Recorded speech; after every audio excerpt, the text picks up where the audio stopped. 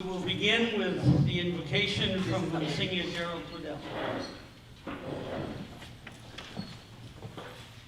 Let us pray. God, our Creator, we turn to you, asking that you give us the gift of your wisdom, so that we may learn to respect one another, to honor each other's beliefs, to support one another in the carrying out of those beliefs in our daily lives. We ask you to strengthen us to resist the opposition that we sometimes encounter from those who do not understand that we truly do believe in the God who made us, that we truly do wish to serve you. We ask you too to help us to show true respect also for those who do not believe in you, who seek rather to flee rather than to seek you. We ask that in all things we may give praise to you for all the wonders that you have created for us, for all of the gifts that you have bestowed on each and every one of us. We pray, always hoping for your constant care. Amen. Amen.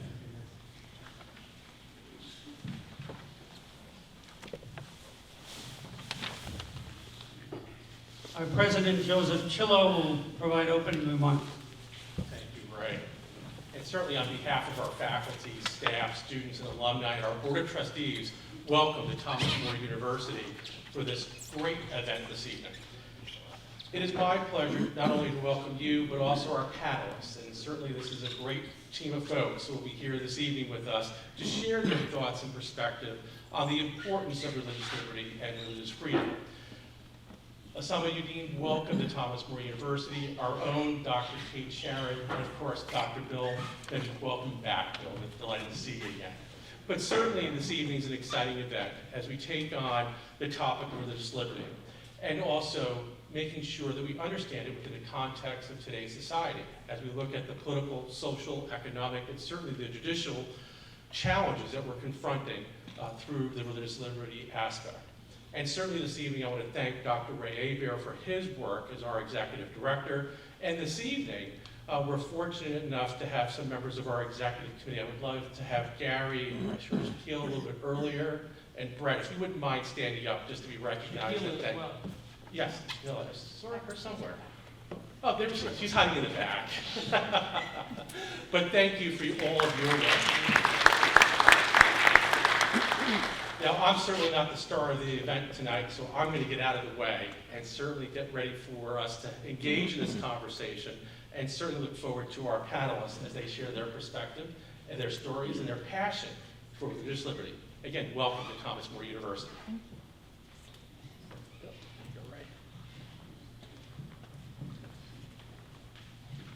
Now, in introducing our speakers tonight, it's fairly easy. You have programs in front of you where you can read the details about each of them, but we have Dr. Kate Sharon, who is probably the leading interfaith scholar on campus, who does some remarkable work and has for many, many years in that field.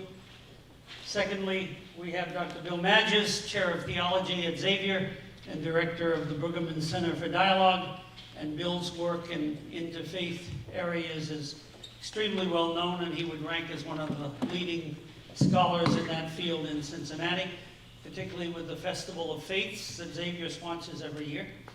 And in the case of our keynote tonight, based on my recent reading and much of what I've heard from scholars, she ranks among the leading religious liberty scholars in the entire country, and at the very young age, in her early 40s, which is pretty remarkable considering what she has written and what she's done.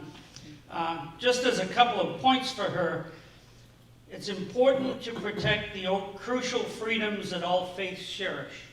is what she has said and believes.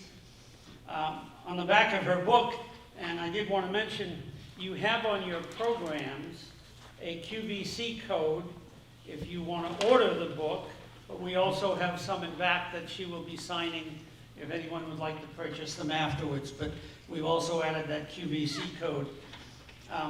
But it says on the back of the book, Ms. Uddin calls on people of all faiths to remember religious liberty as a human right and not a political tool, and to come together in the fullness of those beliefs to discover their American identity. So with that, we will turn the event over to Dr. Sharon and to the panel.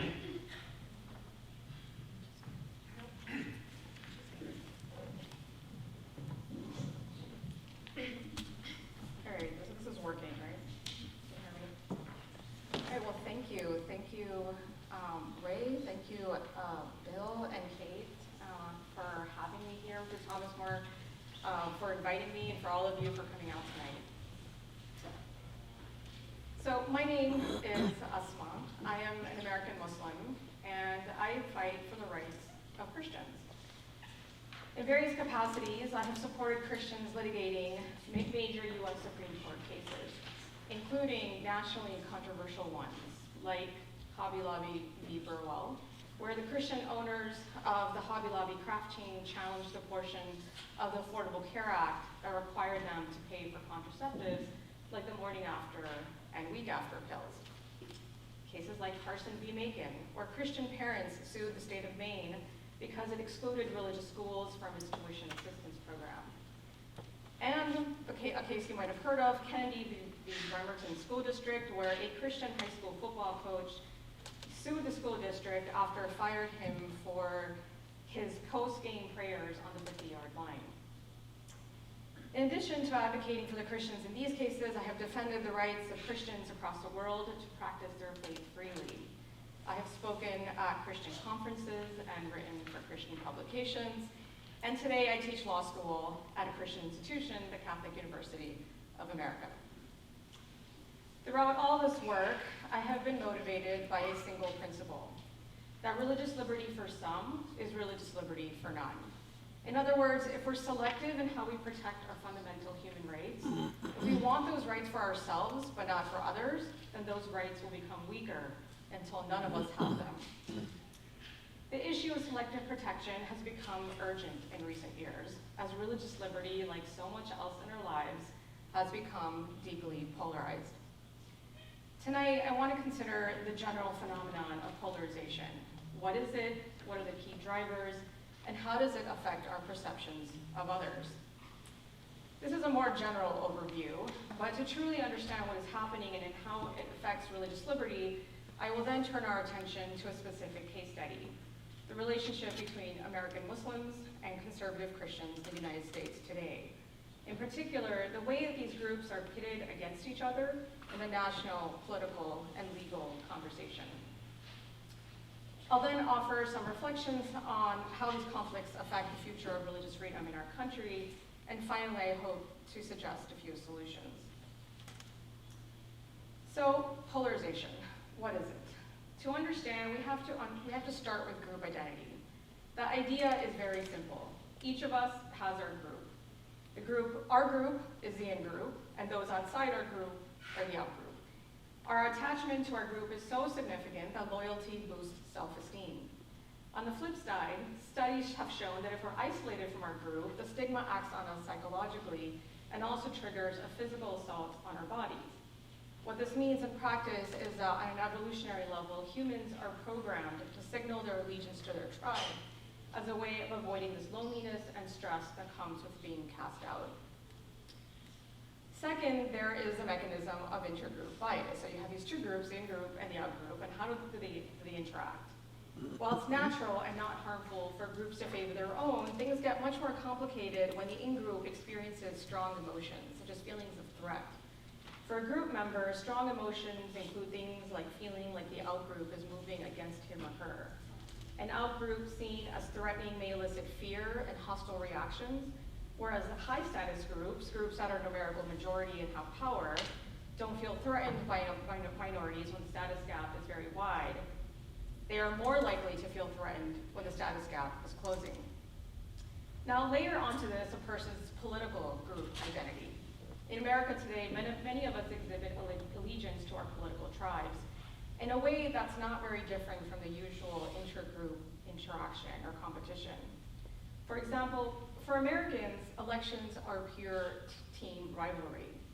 In the election context, what matters more than anything is that our group wins, which means Americans are driven more by making sure that the other team loses, that is, by what they oppose, rather than what they support.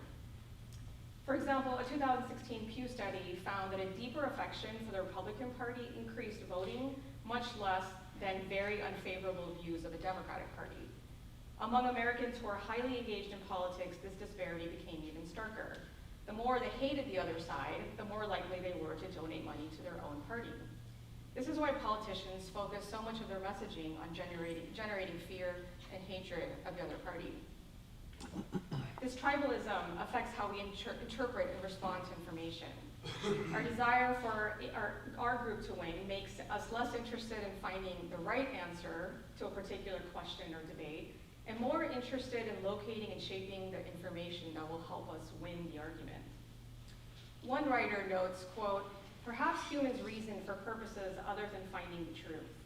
Purposes like increasing their standing in their community or ensuring they don't find themselves exiled by the leaders of their tribe. Political psychologists call it motivated reasoning, or the process by which individuals rationalize their choices in a way that is consistent with what they prefer to believe rather than what is actually true. It's not the same as inventing a conflict, but it's fairly close to it. We have a certain idea about our proponents, and our brain prefers not to revise that idea. So it's not necessarily about lying. Lying is a defiance of truth, whereas now there's a tendency to dismiss the truth wholesale. With people sorted into their tribes, many feel the need to weigh in on an issue, even if they don't have all the facts. We don't even bother being curious anymore because our side has a position, and in a fitting-in culture, curiosity is seen as a weakness, and asking questions equates to antagonism rather than being valued as learning. Our group identity in this way encourages black and white portrayals, and it makes civility much more difficult.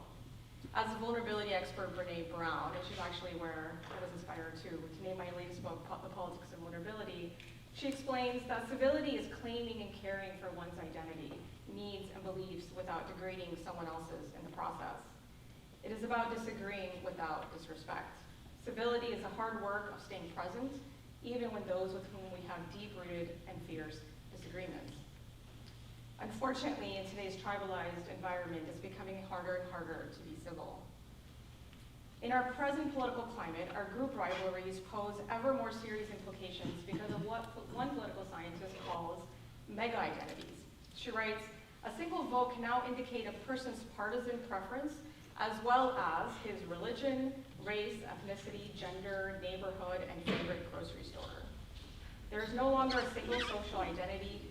Partisanship can now be thought of as a mega-identity, with all the psychological and behavioral magnifications that it implies." So if you told someone on the phone whom you had never met before that you are white, that single fact would not tell them much more about you.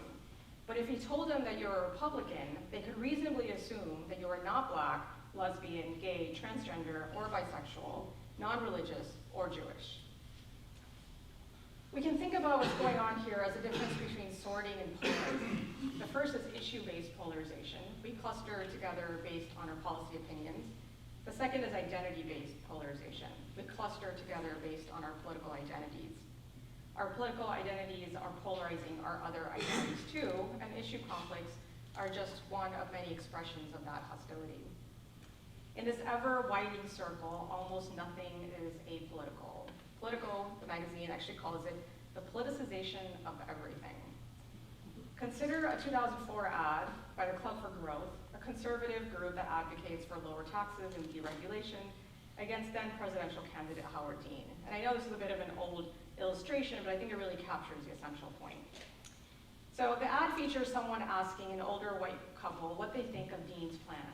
And the man responds, "I think Howard Dean should take his tax hiking government expanding, latte drinking, sushi eating, Volvo driving, New York Times reading, and his wife cuts in, body piercing, Hollywood loving, left-wing freak show, back to Vermont, where it belongs. Each of these traits reinforces a particular mega-identity, and when you activate one, you activate them all. So that's polarization sort of generally. And I want to turn to how this sort of phenomenon of my team, your team way of thinking and reasoning applies to the specific case study of Muslim-Christian relations in the United States. And before I start, you might be wondering which Christians I'm referring to. And in the book, I focus a lot on pulling data that reveals that conservative white evangelicals in particular are the most hostile to Muslims. And so I focus a lot of my attention on that and the data and what it reveals. But I extend some of my analysis to conservative Catholics as well, especially because so much of my analysis is related to what's happening at the U.S. Supreme Court. In short, what I'm talking about is essentially that subset of Christians in America who support broad religious liberty for Christians, but tend to oppose religious rights for Muslims. And the numbers suggest that this is a very real problem, much wider than you might be willing to admit. As for which Muslims I'm talking about, I'm actually referring to all American Muslims. The fact is the community is pretty much seen as a monolith in the public discourse, and in this particular sort of political dynamic, tends to be, as I'll argue in a bit, seen as a proxy for the political left.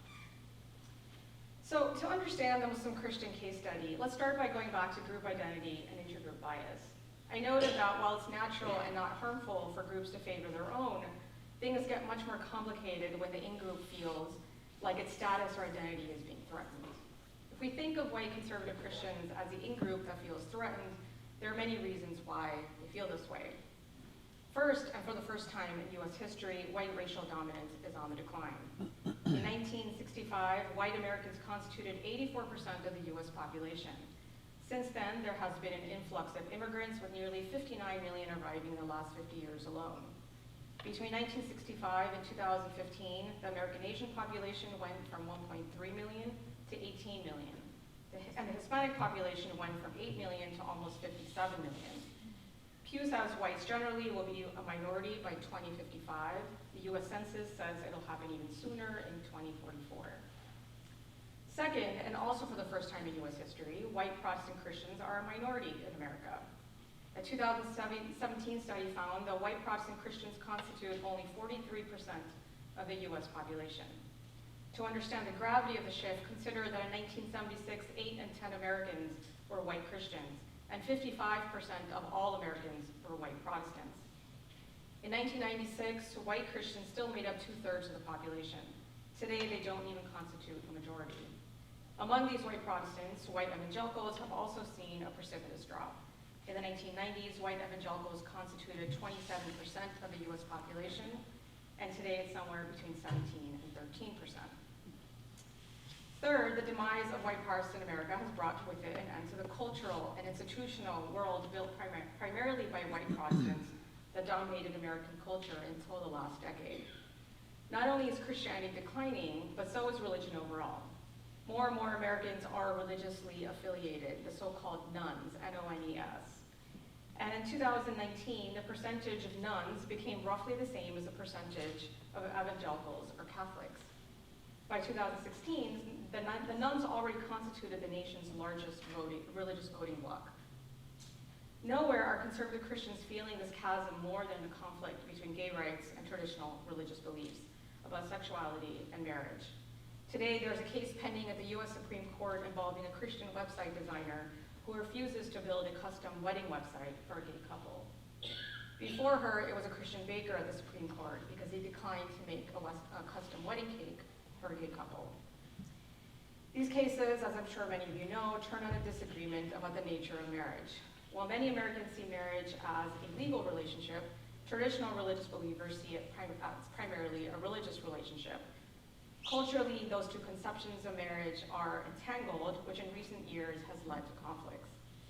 Christian conservatives, who are focused on the religious relationship, refuse to participate in same-sex weddings or commitment ceremonies. Some churches will not make their space available, many clergy will not perform the ceremony, and some individuals in the wedding business will not assist with the ceremony or the reception. Conservative Christian counselors will not counsel same-sex couples. Catholic adoption agencies will not place children with same-sex couples. In this conflict, conservative Christians are portrayed as backward and bigoted. Their religious claims are painted as mere pretexts, just a cover-up for sinister motives.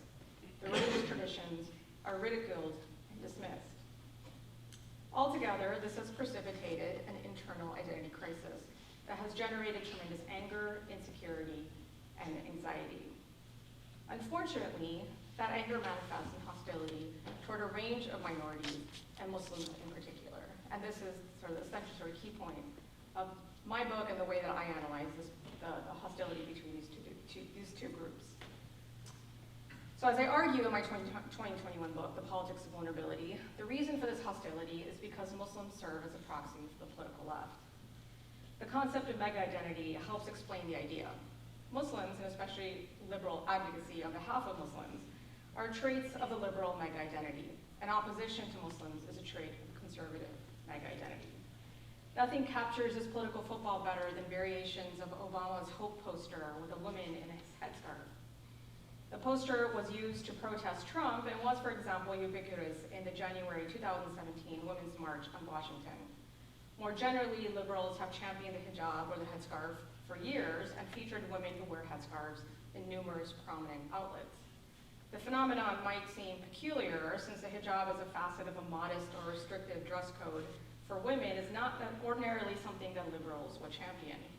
But Muslims in hijab are part of the left's mega-identity, and the right, which isn't normally associated with feminism, makes feminist arguments against the hijab. When the conservative tribe opposes everything in the liberal tribe, it opposes liberals' advocacy for Muslims, and specifically positions itself against those Muslims' rights. And there are numerous social science studies that bear out this point. For example, a 2016 study measured Americans' level of unease with and willingness to sanction negative speech about different religious groups. They found that Democrats express the greatest unease and the greatest willingness to sanction those who make disapproving comments with statements about Jews and Muslims. But they also found that Republicans exhibit exceptionally low levels of discomfort with any unwillingness to sanction negative comments about Muslims. In a polarized culture where mega-identities rule, if liberals sanction anti-Muslim speech, conservatives make sure not to. It's not that Republicans are above sanctioning speech, they just don't do it for Muslims, partly because Democrats do that, and Republicans don't want to be like Democrats. On the flip side, Democrats express positive views of Muslims, in part because it distinguishes them from Republicans. In 2015 and 2016, the University of Maryland conducted 3 national polls measuring Americans' views about Islam and Muslims. The last survey was done just after the June 2016 Pulse nightclub shootings in Orlando, Florida, where a Muslim attacker killed 49 people and wounded 53 others. The polls found that Americans' attitudes about Muslims improved between each of the 3 surveys, even after the Orlando shooting.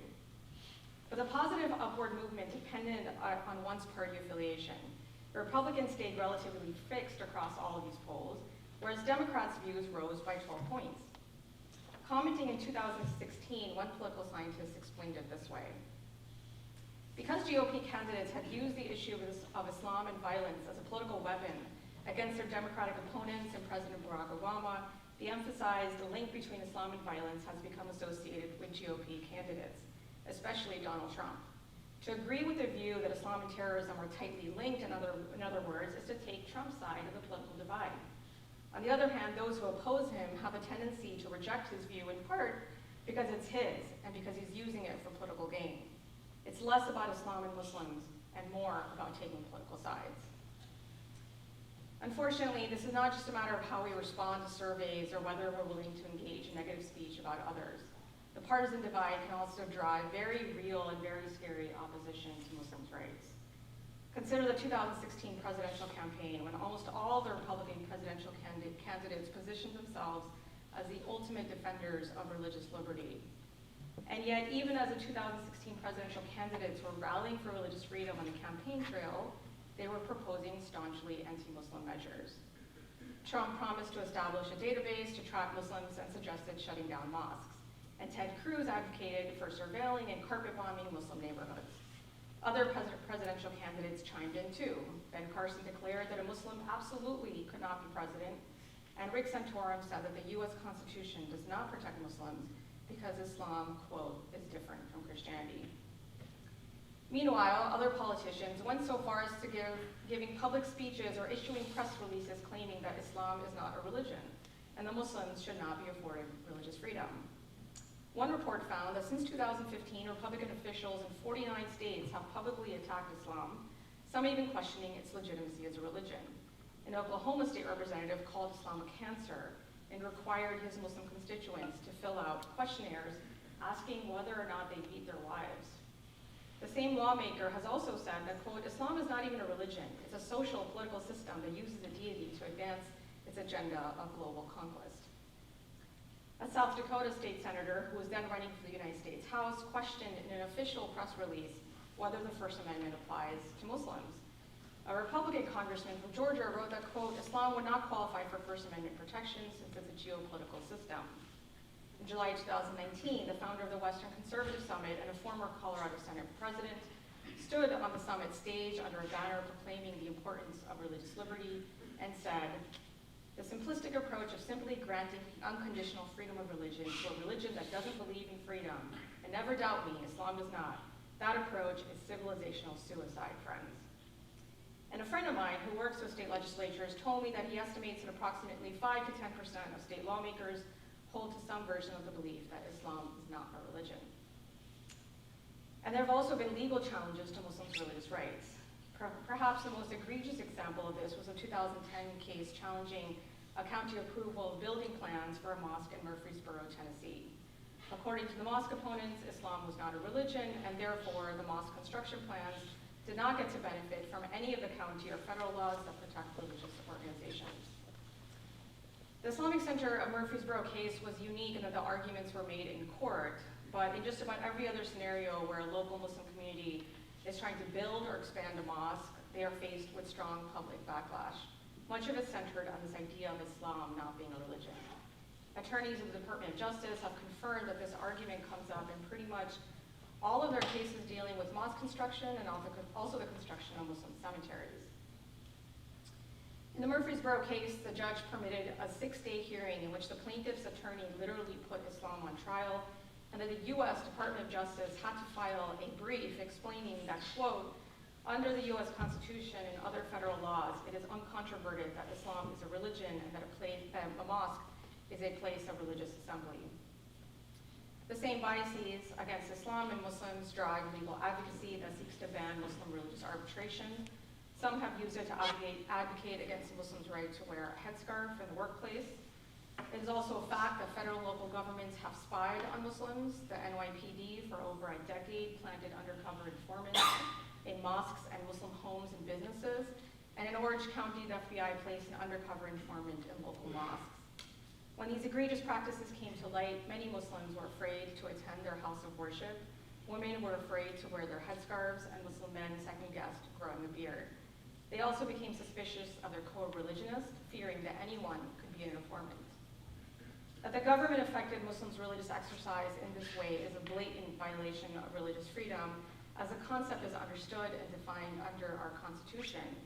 But among the Americans who decry this human rights violation, the usual partisanship prevails.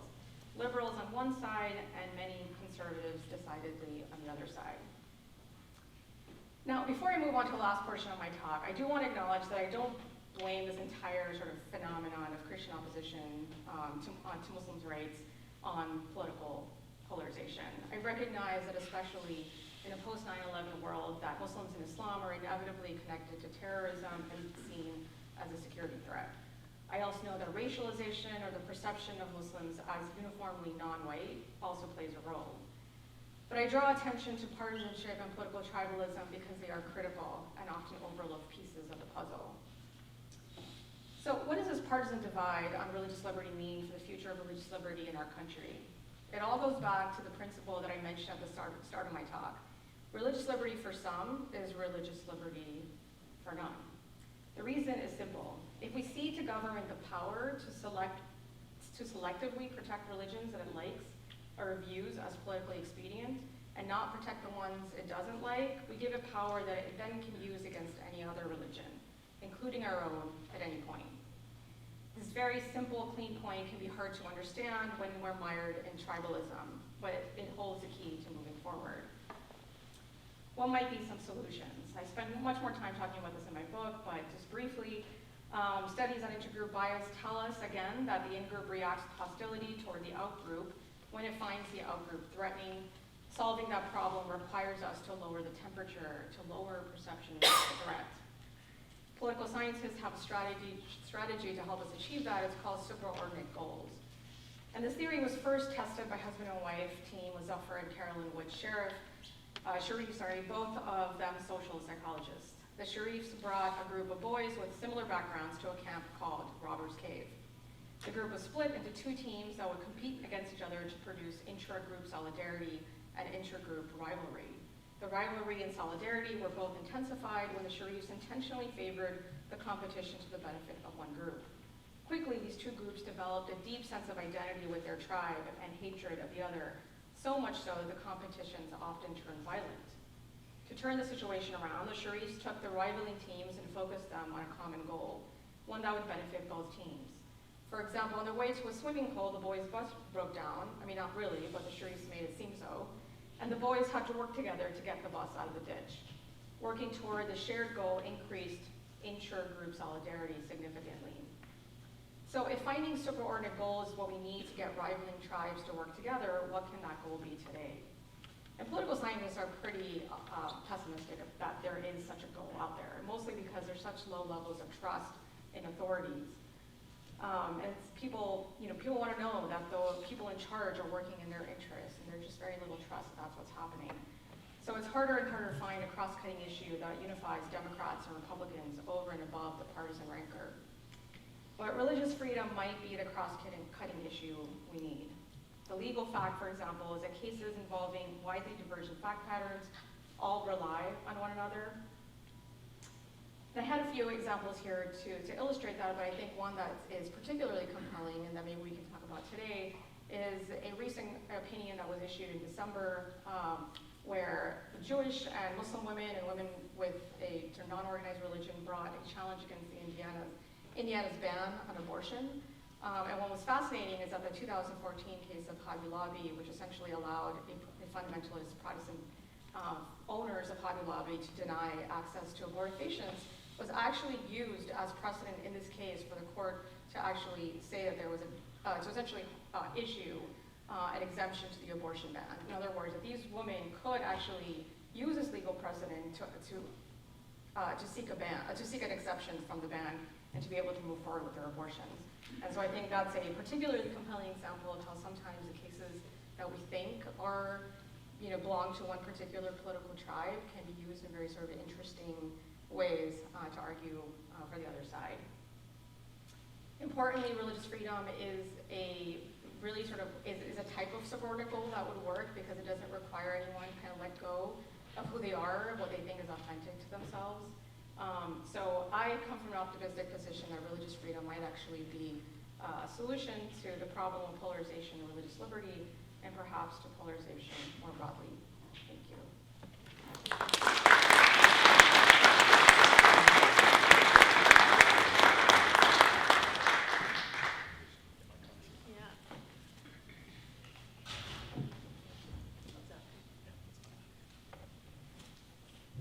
So first I want to say thank you to Dr. Hebert for the invitation to participate this evening, and also to my panelists for setting a kind of a rich context for understanding the current situation, defining terms, and providing us with a good number of statistics to kind of see what shifts are taking place in the United States.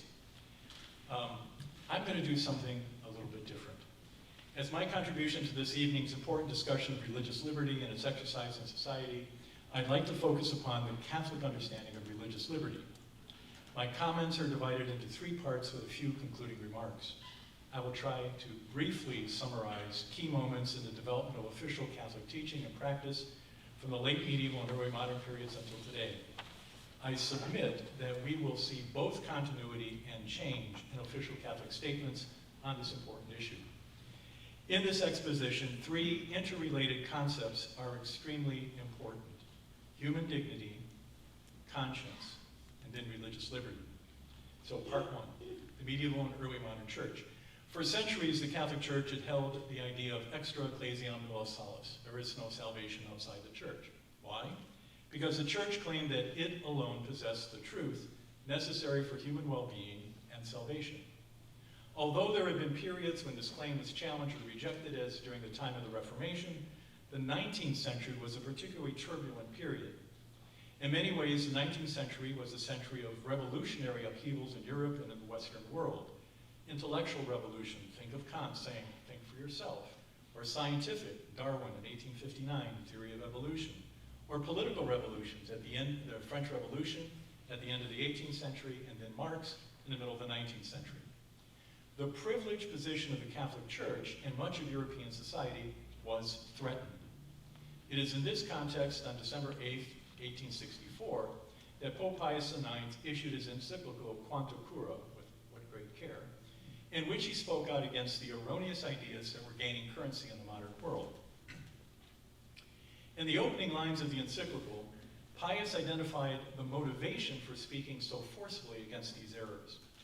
Heresies and modern errors needed to be rejected because they were, quote, hostile to moral honesty and to the eternal salvation of mankind, end quote. False beliefs and ideas should be detested and rejected, he continued, quote, because they chiefly tend to this, that the salutary influence be impeded and even removed, which the Catholic Church, according to the institution and command of her divine author, should freely exercise even to the end of the world, not only over private individuals, but over nations, peoples, and their sovereign princes, end quote. In short, Pius was asserting the notion that error and falsehood have no rights. Only truth should be promoted, and the Catholic Church had the truth. But if the church had the truth, then what about those who disagreed with the church and wished to promote their view of things on the basis of freedom of conscience? Here Pius followed his predecessor, Pope Gregory XVI, who in 1832 declared as insanity the idea that, and I'm quoting him, that liberty of conscience and worship is each man's personal right, which ought to be legally proclaimed and asserted in every rightly constituted society, and that a right resides in the citizens to an absolute liberty, which should be restrained by no authority, whether ecclesiastical or civil, whereby they may be able openly and publicly to manifest and declare any of their ideas whatever, either by word of mouth, by press, or in any other way, end quote. So to the text of Pius's encyclical were appended 80 erroneous and dangerous ideas that had to be rejected. Let me just give you a sample. Error 15. Every man is free to embrace and profess that religion which, guided by the light of reason, he shall consider to be true. Error number 16. Man may, in the observance of any religion whatever, find the way of eternal salvation and arrive at eternal salvation. And error 77.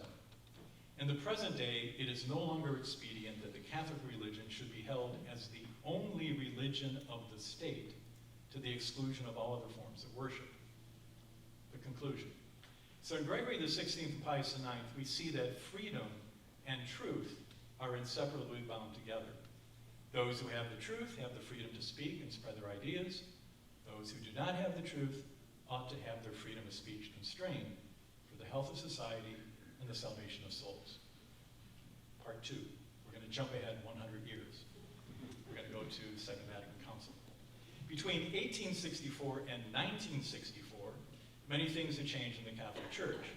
The cautious endorsement of a historical, critical understanding of the Bible and of the Church's traditions, a deepening awareness of common ground between the Catholic Church and other Christian communities, authentic and more frequent encounters with other religions, and witnessing the horrific consequences of religious bigotry or hatred, so clearly manifest in the Holocaust. One way to understand the development of church teaching that we see in the documents of the Second Vatican Council is to see them as resulting from a shift in consciousness about truth. There was a shift from what one might call an all or nothing conception to a recognition of degrees of truth. Some examples. So for example, in the decree on ecumenism, Protestants and Orthodox Christians are no longer called heretics or schismatics, but separated brothers and sisters. And instead of insisting that outside the Catholic Church salvation was impossible, the decree states, quote, "The separated churches and communities as such have by no means been deprived of significance and importance in the mystery of salvation," end quote. Or take Nostra Aetate, the declaration on the relationship of the Catholic Church to non-Christian religions.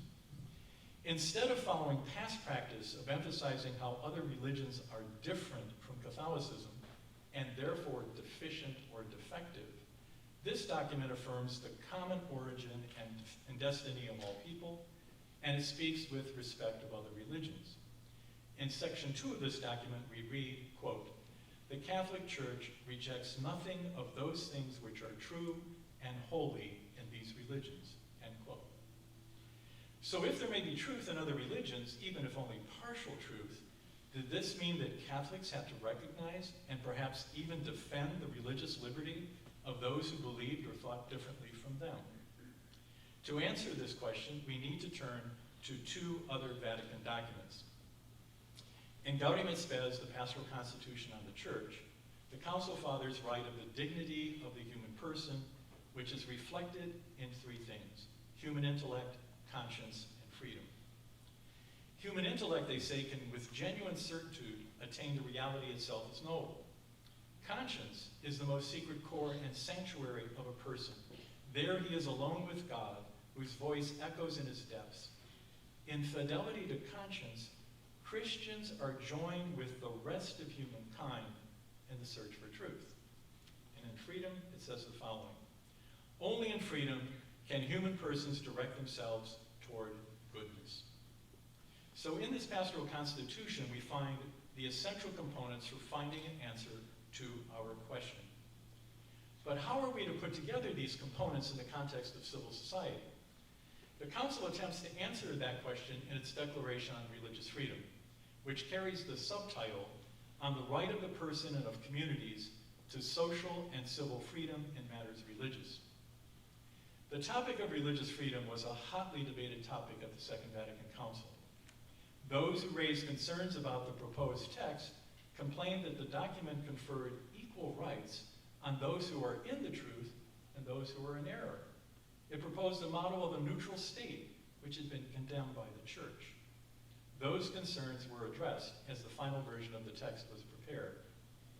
In the second section of the document, the Council declares that religious freedom, quote, "means that all men are to be immune from coercion on the part of individuals or social groups and of any human power, in such wise that no one is to be forced to act in a manner contrary to his own beliefs, whether privately or publicly, whether alone or in association with others, of course within due limits."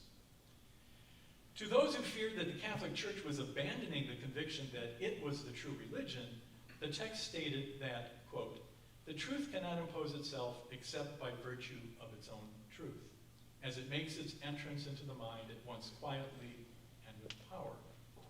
Religious freedom, in turn, which men demand is necessary to fulfill their duty to worship God, has to do with immunity from coercion in civil society. Therefore, it leaves untouched traditional Catholic doctrine on the moral duty of people and societies toward the true religion and toward the one Church of Christ. So here we see both change and continuity in what the Catholic Church has proclaimed. Change. No longer does the Church hold that only its beliefs ought to be professed and practiced in society. Continuity. The Church continues to hold that it possesses the truth in its fullness, and that when people recognize that, they must hold fast to it. Part 3, situation today. Subsequent to the Second Vatican Council, popes have continued to affirm the principle of religious liberty, so very different from the 19th century. In his message for the World Day of Peace in 1991, Pope John Paul had stated, and I'm going to quote him at length, it's a long quote, had stated, quote, "No human authority has the right to interfere with a person's conscience. People are to be free in the search for objective truth and ought to adhere to that truth once it is sufficiently known. This, in turn, necessarily requires that each individual's conscience be respected by everyone else. People must not attempt to impose their own truth on others. The right to profess the truth must always be upheld, but not in a way which involves contempt for those who may think differently. Truth imposes itself solely by the force of its own truth. To deny an individual complete freedom of conscience, and in particular the freedom to seek the truth, or to attempt to impose a particular way of seeing the truth, constitutes a violation of that individual's most personal rights. This also aggravates, he writes, animosities and tensions, which can easily lead to strained and hostile relations within society, or even to open conflict. In the end, it is on the level of conscience that the difficult task of ensuring a firm and lasting peace is most effectively confronted, end quote. In his address to the participants at the International Conference on Religious Freedom and the Global Clash of Values in June of 2014, Pope Francis declared, quote, "Legal systems, whether state or international, are called upon to recognize, guarantee, and protect religious freedom, which is an intrinsic right inherent to human nature, to the dignity of being free, and is also a sign of a healthy democracy and one of the principal sources of the legitimacy of the state. In place of a global clash of values, it thus becomes possible to start from a nucleus of universally shared values of global cooperation in view of the common good," end quote. One other quote from Pope Francis. In his speech at Independence Hall in September of 2015, Pope Francis stated, and I quote him again, "In a world where various forms of modern tyranny seek to suppress religious freedom or try to reduce it to a subculture without right to a voice in the public square, or to use religion as a pretext for hatred and brutality, it is imperative that the followers of the various religious traditions join their voices in calling for peace, tolerance, and respect for the dignity and the rights of others. Let us preserve freedom, let us cherish freedom, freedom of conscience, religious freedom, the freedom of each person, each family, each people," end quote. Quick concluding remarks to make maybe a connection on, particularly on the Christian-Muslim connection. In her book, The Politics of Vulnerability, Ms. Uddin quotes Surah 49:13 from the Quran. "O mankind, indeed we have created you from male and female and made you peoples and tribes that you may know one another." I think of the connection with Catholic social teaching. Catholic social teaching affirms two fundamental principles: the dignity of every human individual and the fact that we are made for communion with one another. Hence, we are obligated to know the other and to work together for the common good. Second example. In addressing solutions to political polarization and intolerance, Ms. Uddin recommends that we practice toleration and empathy. In Nostra Aetate, the Church declares that it, and I quote, "looks with sincere respect upon those ways of conduct and life, those rules and teachings, which, though differing in many particulars from what the Church holds and sets forth, nevertheless often reflect a ray of that truth which enlightens all people." So recognition that, namely, there may be truth and good ideas in the position of someone different from me. The document continues. "Therefore, the Church has this exhortation for its members, quote, prudently and lovingly, through dialogue and collaboration with the followers of other religions, and in witness of Christian faith and life, acknowledge, preserve, and promote the spiritual and moral goods found among these people, as well as the values in their society and culture," end quote. Last point of connection that I wanted to draw out. Ms. Uddin encourages us to affirm the goodness of people, and when we're in conversation with them, not to assume ill intent of people who think or believe differently from us. And since I come from a Jesuit institution, I cannot stop myself from making a reference to a Jesuit. In the introduction to his spiritual exercises, Ignatius of Loyola says, and I'm quoting him, it should be presupposed that every good Christian ought to be more eager to put a good interpretation on a neighbor's statement than to condemn it. Further, if one cannot interpret it favorably, one should ask how the other means it. And if the meaning's wrong, one should correct the person, but with love. And if this is not enough, one should search out every appropriate means through which, by understanding the statement in a good way, it may be saved. End quote. Thank you.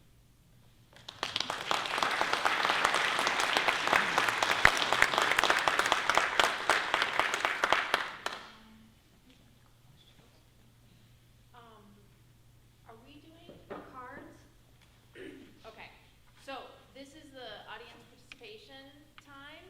So with your questions, but your questions are going to come to me, and I'm going to filter them. So I'm going to look for commonalities, and I might need to rephrase some stuff so that we get as many types of questions answered. So our folks back here have cards to distribute, yeah? So if you have a question, raise your hand, she'll bring you the cards. We'll take just a minute for people to gather their thoughts.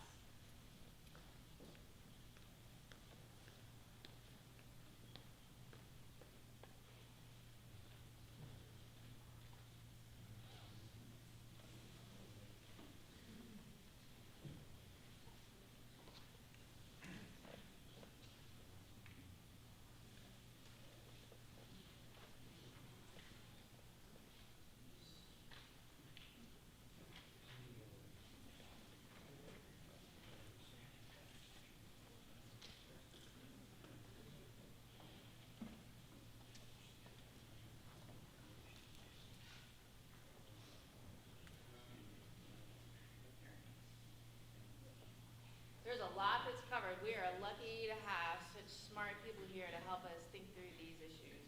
If you wouldn't mind, for some of us who are hard of hearing, if you could pass the microphone to the speaker, Yeah. it would help immensely. Yeah, I will. Thank you. Yeah.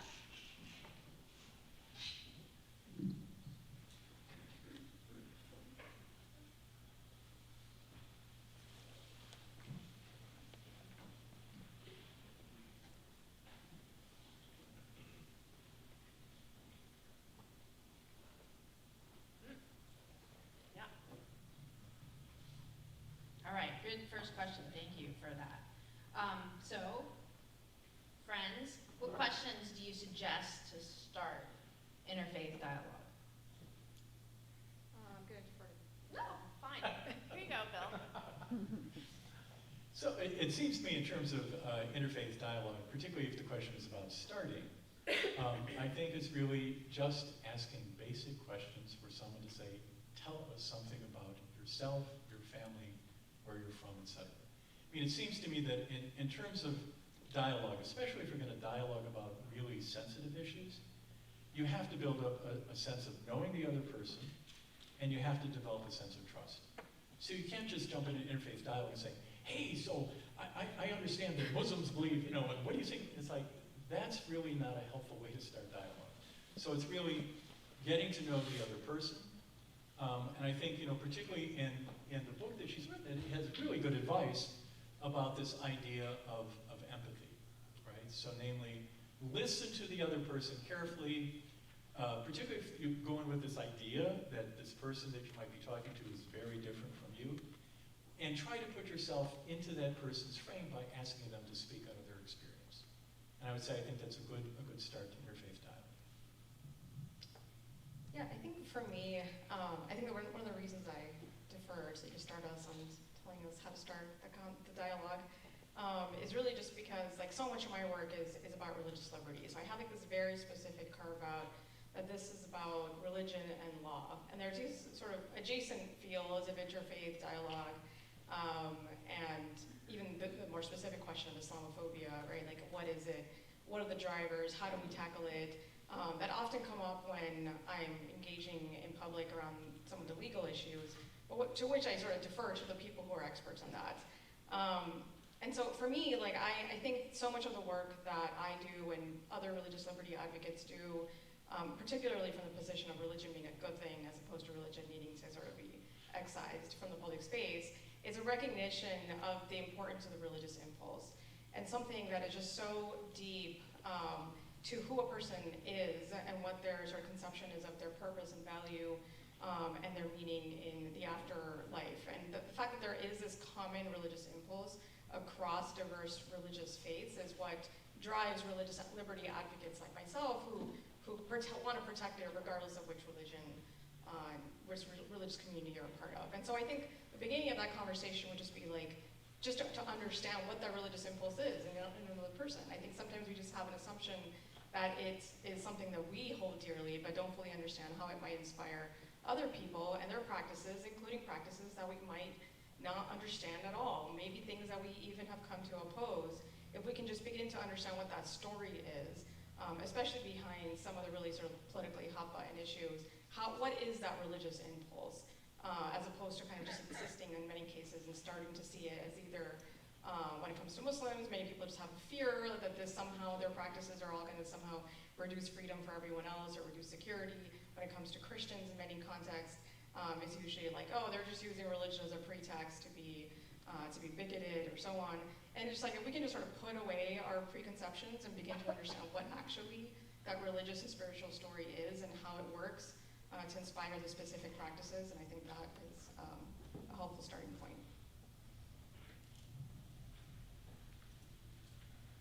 Okay, so the question is, what other common issues, in addition to the advancement of religious liberty, could Muslims and Christians collaborate on to improve relations, advance common interests?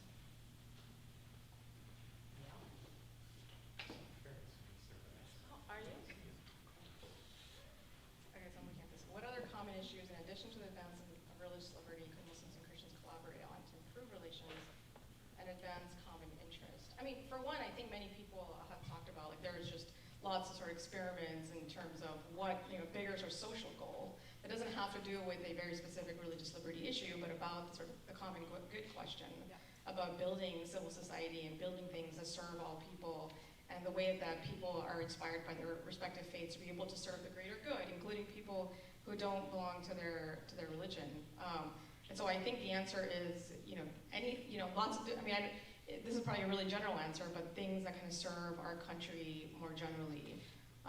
Whether it be, a host of social justice issues, questions of poverty, and so on and so forth. I mean, there's so many things that ultimately this is about creating a stronger and sort of more just society. And so, more specifically though, I think there has been some polling done by, for example, one Muslim think tank called the Institute for Social Policy and Understanding, where they actually did poll the American Muslim community on its interest on forming coalitions with different groups in America. And so you see kind of like this interesting kind of breakdown in terms of which percentage of the Muslim population here is actually interested, for example, on working with conservative Christians on questions of religious liberty, but then you also see a desire among American Muslims, particularly of certain ages and certain demographic, like to build coalitions around questions of racial justice, gender issues, so on and so forth. And so there is sort of like that data that's being developed.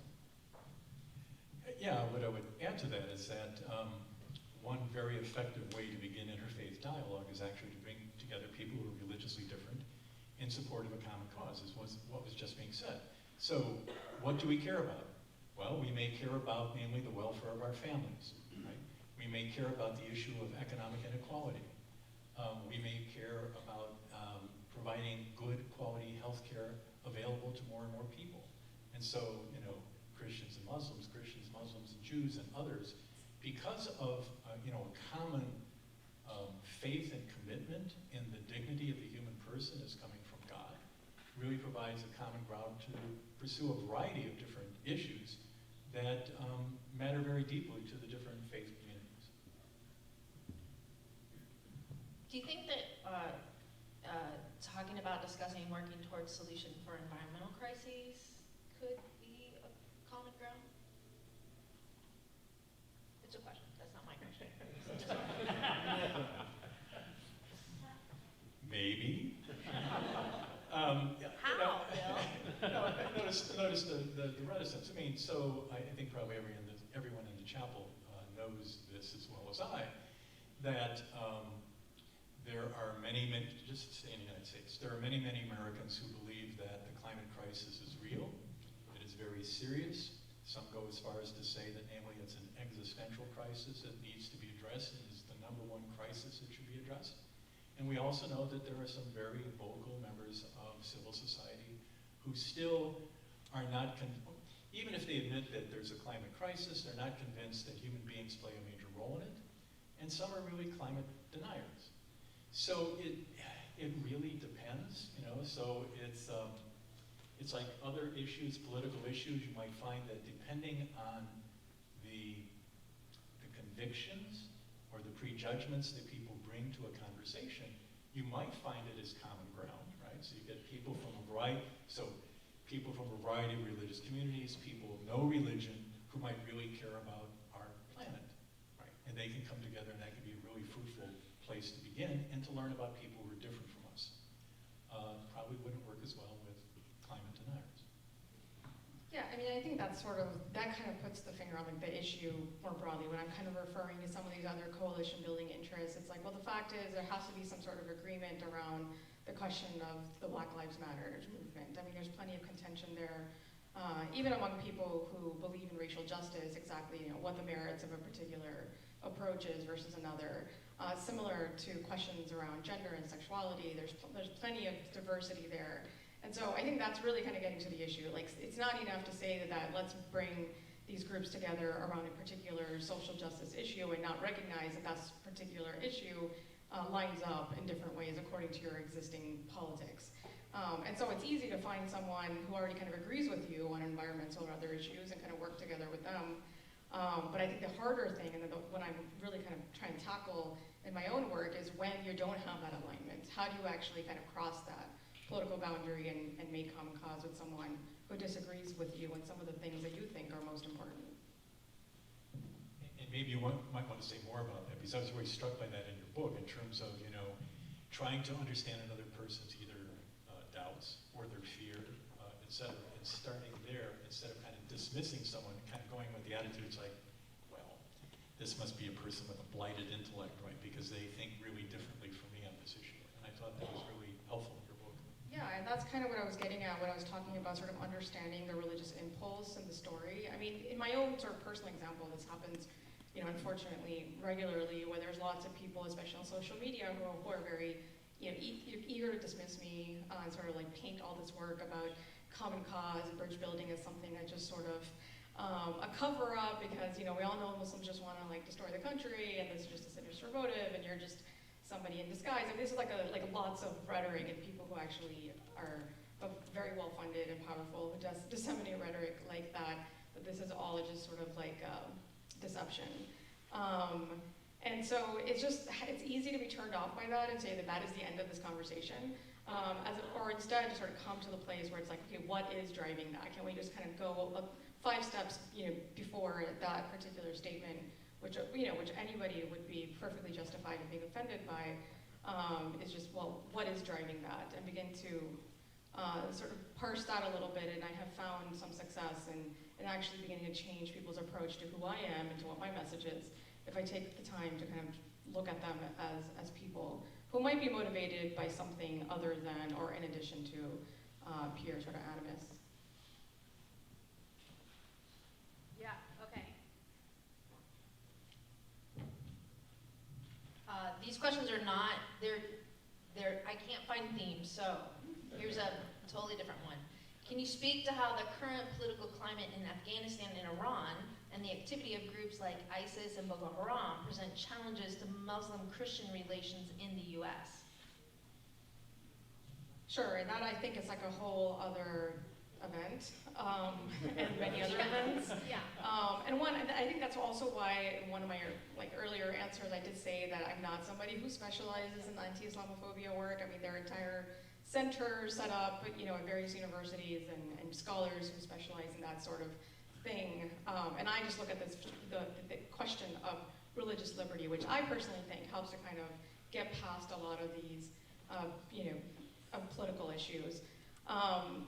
But, you know, I think one of the things that I start off my first book with, and the first book is titled When Islam is Not a Religion, based on some of the things I was talking about earlier, these claims, whether sort of explicit or implicit, that Islam is something other than a therefore doesn't receive First Amendment protection. And one of the things I say is that nothing here, when I say religious liberty for all, says that religious liberty is sort of a free-for-all. There is a built-in legal standard that, for example, says that if a government has a compelling interest, such as protecting people's security and so on, that a particular religious practice is not going to be accommodated in this country. So there's nothing inherent to religious liberty that somehow means we're giving up our security, or if you want to look at it in the Christian gay rights context, or we're somehow giving up the ability, anti-discrimination laws. Like, there's a way to sort of navigate all these things and to find a space to accommodate sincere religious beliefs. So that's the first part of that. And then I do spend some time, just because I did write a book about these claims, and so I had to spend some time kind of thinking about what these arguments are. The first is, when you talk about the question of Muslim-Christian relations, and it immediately kind of brings up Boko Haram and ISIS, it's just like that conflation, of Muslims here, where American Muslims have to essentially speak for all these other religious groups, or anybody who sort of identifies as Muslim across the world. And this goes kind of back to the idea I was talking about as Muslim just sort of seen as a monolith. And I had no reason in the second book, to kind of sit there and parse this type of group, or this type of subset of American Muslims versus this subset, because I think the reality is that in the American public perception, we're all seen as the same. We're just one big blob. Like, nobody really tries to distinguish among the American Muslim community, despite that there are 1.8 billion Muslims across the world of every possible race. And so, I think it just be able to parse that and to say that when we're talking about religious liberty, again, I'm going to make it about that specific issue, religious liberty under the US Constitution and our country's laws. That is not a question where we have to bring in what's going on in Nigeria or in Syria, right? It's a question about what we as Americans believe and what we want to protect for fellow Americans. And finally, there's plenty there in terms of just the way that that Islam is sort of diminished as a religion, because it has what we probably refer to as political theology, right? This idea that it's not a religion, it's somehow a sort of a scary political ideology. And I do point out that political theology is not something that is unique to Islam. Certainly, many of the people who decry a public role for Islam are the same ones who are seeking a greater public role and policy role for Christianity. And I think just also looking at all the data that has come out, I mean, again, not somebody who specializes in anti-Islamophobia work, but there's plenty of data out there for those who want to know it, for those who are not interested in just finding facts that support their pre-existing position, who actually want to learn that if you look at the types of people who support these types of acts of violence and who engage in them, do so driven entirely by politics and, to some extent, socioeconomic circumstances, and that there is direct correlations between people who are more religious, who are mosque-goers, who engage in religious activities, and their condemnation of this type of these type of actions. And other scholars who have written about the way that ISIS ultimately is a product of, sort of an interpretation of Islam is driven by the particular sort of realities of their geopolitical position. And if it wasn't Islam, it would have been something else, but ultimately that violence would have manifested regardless of what that social currency was. And then plenty of examples of groups that have used other types of social currency to justify their violence. Groovy. This job is harder than it looks. So I'm pretty sure this question is for you, Bill. Would you comment on self-evident truth? And then there's a parenthetical that I can't read clearly. But the second part, what self-evident truths do your religions share? So I guess we were talking about Muslim and Christianity. I'm not sure. But go ahead and try to answer that question. Yikes. Self-evident truth. Just start with that. Okay.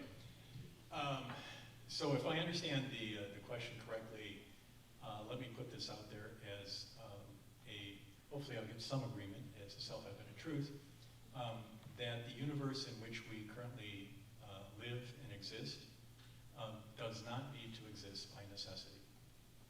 Right?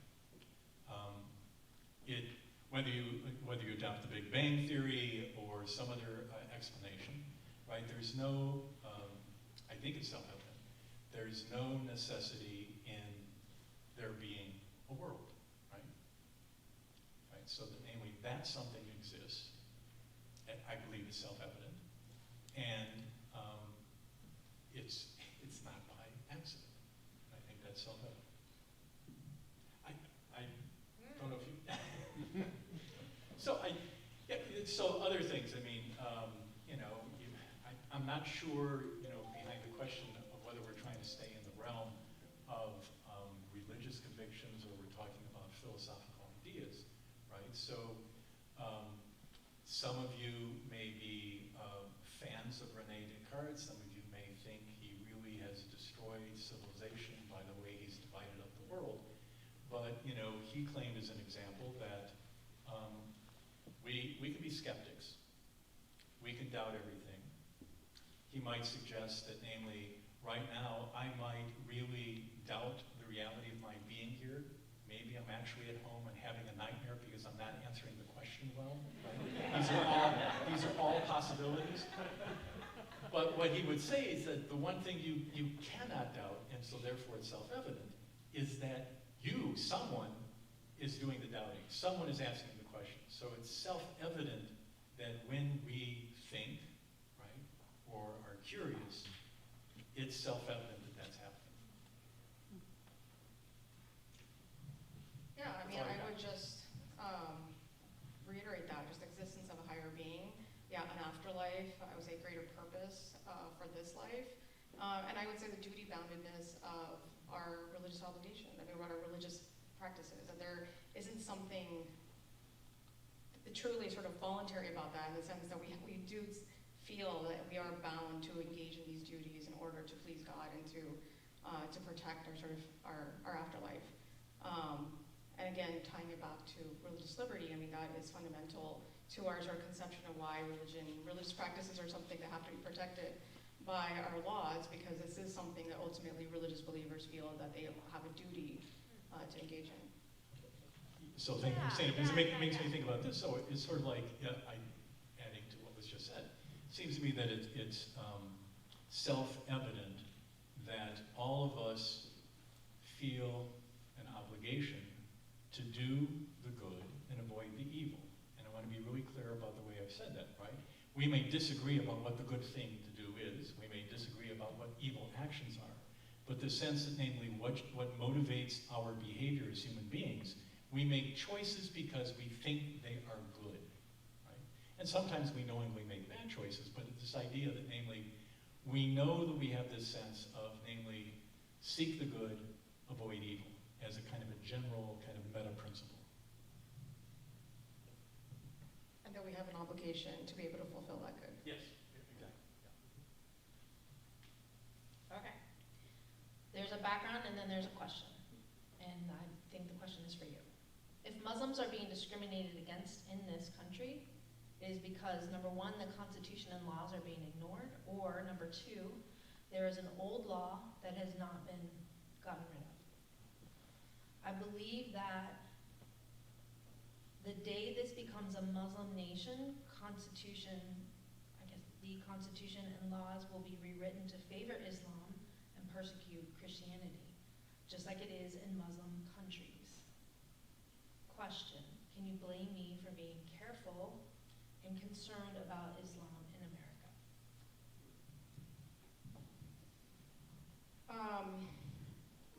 So not certain about, so in some cases religious liberty conflicts come up because, yes, the US Constitution and its ultimate principles are being ignored, and that is the central point of my first book. And then others, I mean, you were saying that old laws haven't gotten rid of. I think maybe you're talking about certain laws that were written to specifically favor Christian practices, and they don't protect Muslim religious practices specifically. And yes, those types of issues come up. These are sorts of like legal challenges and needs for legal accommodations. And that's where a particular challenge will come from. The question that I address is, what do we do once that challenge comes up? Are we going to give sort of a fair shake to people of every religion, or are we going to continue to say that the laws should protect one religion over another? On this question of Muslim countries, again, there's like this sort of like need to look at not just Muslims, but the entire Muslim world as just like one monolith. And there's no attempt to kind of parse that there are so many different Muslim countries, and their approach to religion and religious freedom is very different. right? So we might see a couple of examples on TV or on social media and just sort of conflate that to all Muslims, right? And we're going to forget the example of Senegal and the West African 7 countries that actually are religiously free. They're both Muslim majority and religiously free and extend broad religious rights to people of diverse religions. We're not going to think of the types of countries like Turkey that for a long time sort of enforced a very staunch type of secularism, right? So in about 40% of the remaining countries, so you have the West African 7, and then you have like the remaining countries, 40% of which lack religious liberty, not because they're trying to favor Islam, it's because they're trying to limit all religion in the name of secularism, and oftentimes Islam, being the majority religion, is the one where that gets the most heavy-handed treatment.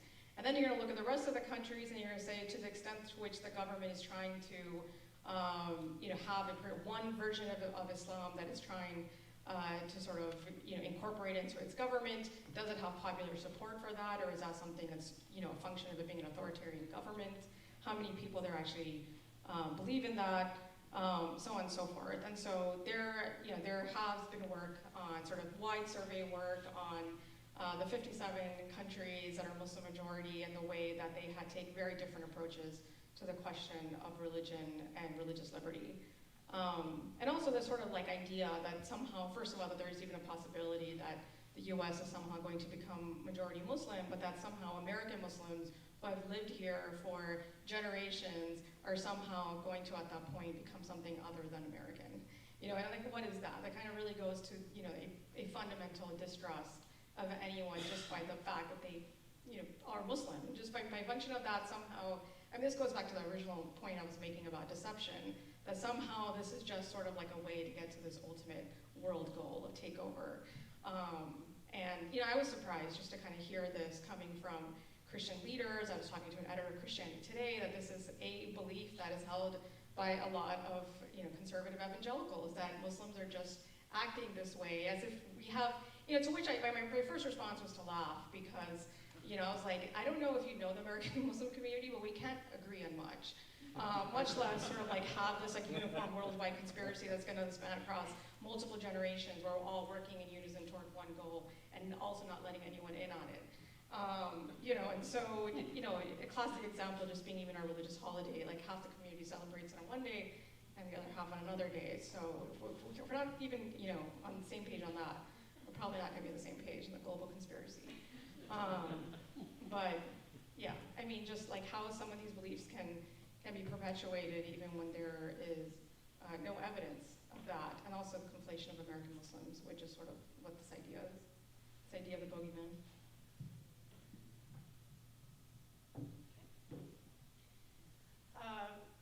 Religious liberty interfaith dialogue seems to be a small piece of a larger issue of our current culture that fails to listen and is not interested in others' points of view.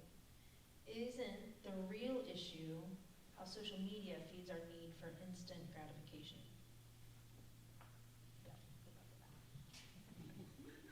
That's a huge question, folks, right? So I'll start. I don't think we can blame social media for the reality to some of the points that were made earlier, that people tend to gravitate towards their tribe, right?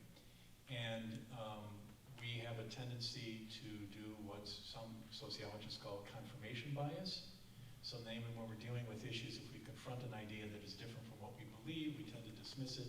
And if we're in a dialogue or a debate with someone, we only pull out those pieces of so-called evidence that supports our point of view, right? And so we're locked in this position because we want to stay with our tribe, and we get polarized.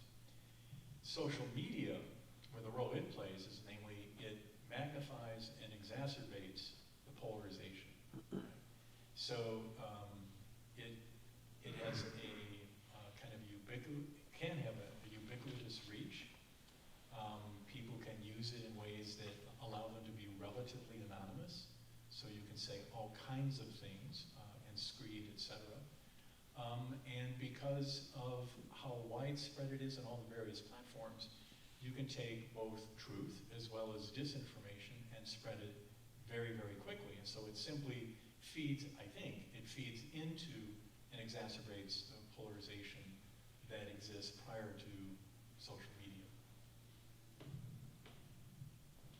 Yeah, I mean, ultimately, this is sort of a subset of an issue to the bigger problem of social media echo chambers, the phenomenon of motivated reasoning, where ultimately we will even, there's been studies done where very talented mathematicians will actually solve a math problem incorrectly because they figure out that if they solve it the right way, that the correct answer actually goes against their pre-held policy position. And so ultimately, we're just sort of reasoning toward our pre-held position. And the same thing with the types of echo chambers that we exist in on social media, where the algorithms are essentially set up at this point to just give us more of what we already believe in, as opposed to what might actually challenge that. Okay, the question, as I think I'm reading it, what religions seem to need the most help by the organizations that you have worked for?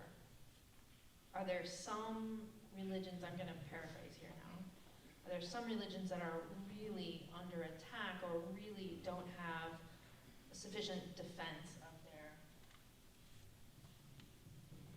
Yeah, one of the things I talk about in the politics of vulnerability is this sort of this phenomenon of competing victimhood. And on the international scale, you'll see people working at international human rights organizations who actually refer to this phenomenon as the victim Olympics, where everyone's trying to be the bigger victim. And oftentimes the way that it works is that when we feel like this deep sense of vulnerability, we are unwilling to acknowledge the vulnerability and the suffering of other religious communities because somehow that minimizes our own claim to victimhood. When in fact, one of the things that I believe is that if we can actually begin to understand the other side's vulnerability as real and not just something to be ignored because somehow it threatens us, right? And I think this certainly drives a lot of dismissal of claims about Islamophobia, for example, as something that's just political correctness, so on and so forth. I think that if we can begin to get past the question of which group needs the most help, because I think if you do that, you can start to kind of compare types of suffering, and it kind of gets stuck into that same place of who is more vulnerable. Whereas the reality is, yes, there are certain types of persecution, certainly ones that affect people's physical well-being, threats of violence. Certainly, I think are top priority as compared to other things. But once you kind of get past that place of physical well-being and safety, then I think that it's important for us to be in a space where we're not feeling that we have to create hierarchies, which I think is the prevailing norm of creating hierarchies, right? So you have the political left lined up with a series of groups that they consider to be marginalized minorities, and in many cases are marginalized minorities, and there's a lot of scoffing at the other side, why are you trying to also claim access to this minority status? Which I think that there are good and bad reasons to kind of just to sort of take that approach, but I ultimately don't think that it is an effective approach to minimize other people's very real experiences of vulnerability.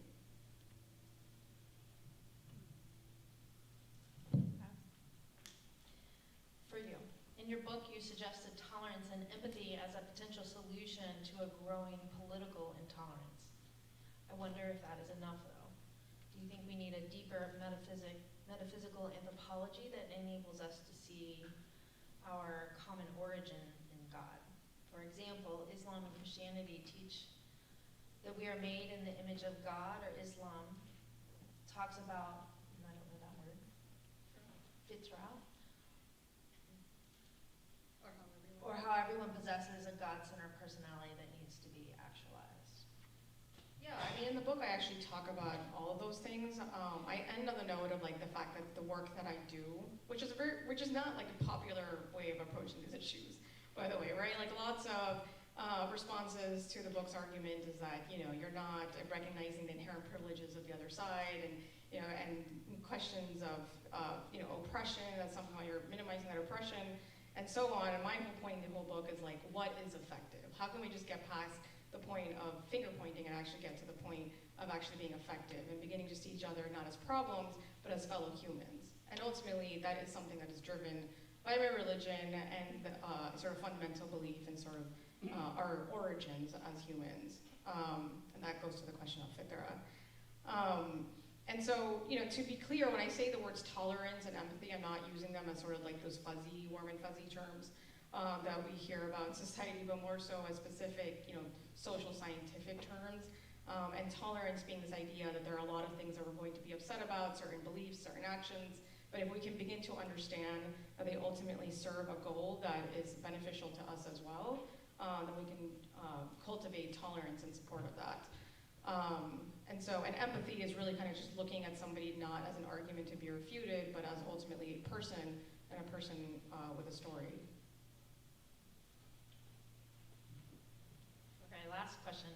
What common religious end goals do you see Muslims and Christians united on in today's time? And maybe we could also expand it as the last question, other religious traditions. What common religious end goals? Yeah, and that's like, you know, when you talk about common religious end goals, I think that there is, you know, now you're beginning to kind of start like an entire, you know, series of conversations about what type of a religious end goal we think, you know, is it worth trying to achieve, right? And so this gets really contentious in the space of gay rights, for example, where you have traditional religious believers of a diversity of faiths kind of on, you know, agreeing on one approach, and then more progressive believers in these religious communities taking a different approach. And so you kind of begin to see these sort of divides between religious communities sort of realigning more across the sort of political positioning on these issues, which kind of ties back to what we were talking about in terms of other social justice matters. But, you know, I think, again, when I was referring at the very end of my talk to the way the Hobby Lobby precedent was used to actually argue for the rights of these Muslim and Jewish women to have an exemption to the Indiana abortion ban, I mean, I think that's like the perfect example of what we think religious liberty is, and then suddenly, like, completely, there's like this 180 turn. Right, like the way that Hobby Lobby, you know, that was actually my law firm that defended, that represented Hobby Lobby at the US Supreme Court. I remember stepping outside after the decision was announced in favor of Hobby Lobby, and it was just sort of mayhem. There was protests, like I personally didn't get physically attacked, but some of my colleagues were getting death threats. It was certainly, you know, I felt like a page had been turned on this question of religious liberty. And lots of people kind of saw it as essentially a way of traditional, this is the way it was sort of talked about, the war on women, you know, traditional religious men trying to interfere with the sexual practices of, you know, females, of women, and imposing their beliefs on them. And then suddenly, it's like, you know, a lot of the things that the court decided in that case, this very, you know, widely reviled case, is suddenly, you know, being used to support this claim for an exemption from an abortion ban. And I think it really kind of goes to the point that ultimately, if you defend the principle as something that is right in and of itself, that ultimately that principle will be there to defend us and protect our rights, regardless of what, you know, where in the political spectrum we fall. And I think that's the ultimate point. That as long as it's being protected equally and coherently with integrity for everyone, that is ultimately what the goal should be. When I heard the question, I was thinking of end goal with a capital E, so maybe I misinterpreted. So it's sort of like, what do Muslims and Christians have in common with regard to the big end goal? I think it's namely to remove whatever obstacles that we encounter in life that prevent us from a deeper relationship with God and fidelity to God's will and vision for creation. We share that as the big. I think